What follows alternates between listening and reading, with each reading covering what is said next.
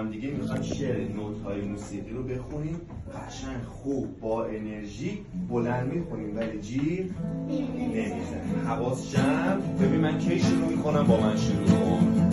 بریم. نوت‌های موسیقی از کدومش یه رنگه، یه دنیای قشنگه، رویایی رنگارنگه.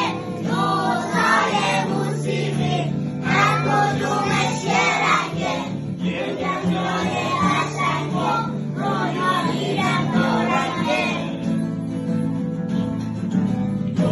رنگش آبیه، رنگش آبیه، آسمون آبیه، آسمون آبیه.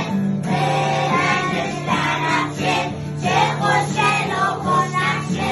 به رنگش بنفشه، چه خوشگل و خوشنقشه.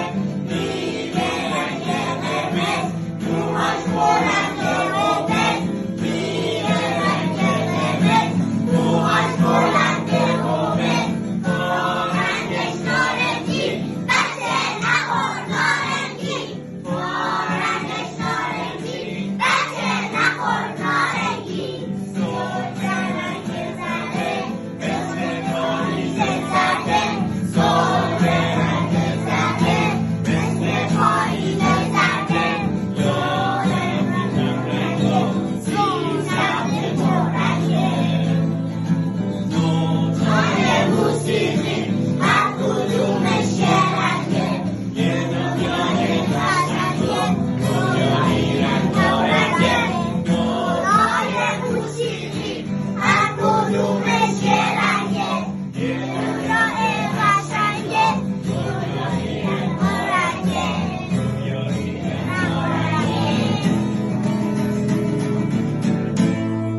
آفرین به همه. باریکلا. آقا یه چند تا سوال هم من زود بکنم. آقا جان دو چه رنگی بود؟ آبی. باریکلا. آفرین. باربود ره. معلومه بنم. 100%. آفرین. آقا می قرمز. تموم شد و رفت. آدریان فا. نارنجی. باریکلا. آرتا سول. زرد. آفرین. مانی داشت. لا. سبز گنده. آفرین. سی رو همه با هم بگیم. 1 2 3 سی. یه دست خودتون بزنیم. باریکلا. آفرین. خب خیلی خوب.